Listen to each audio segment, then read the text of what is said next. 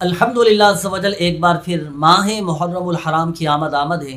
ناظرین، آج جو روحانی علاج آپ کے سامنے بیان کرنا ہے وہ روحانی علاج ہے شیطان سے محفوظ رہنے کا روحانی علاج۔ جو کوئی محرم الحرام کے پہلے دن سورج نکلنے کے 20 منٹ کے بعد 2 رکعت نماز نفل ادا کرے اور نماز نفل ادا کرنے کے بعد 7 مرتبہ کلمہ طیبہ پڑھے، لا الہ الا اللہ محمد الرسول اللہ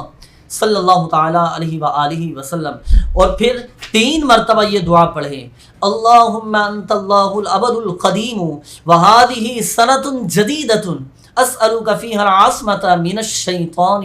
والعون علی النفس الامارۃ بالسوء واسألک الاشتغال بما تقربنی الیک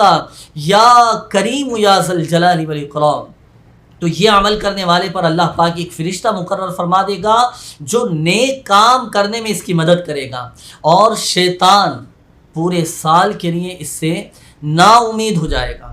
تو یکم محرم الحرام کو ضرور اس وظیفے پر عمل کیجئے گا، اس روحانی علاج پر عمل کیجئے گا، انشاءاللہ عز و جل فرشتے ہماری حفاظت پر مامور ہو جائیں گے، جو نیک کام کرنے میں ہماری مدد کریں گے، اور شیطان پورے سال کے لیے انشاءاللہ عز و جل نا امید ہو جائے گا۔ شیطان بہکا نہیں سکے گا، شیطان کے شر سے الحمدللہ عز و جل محفوظ رہیں گے۔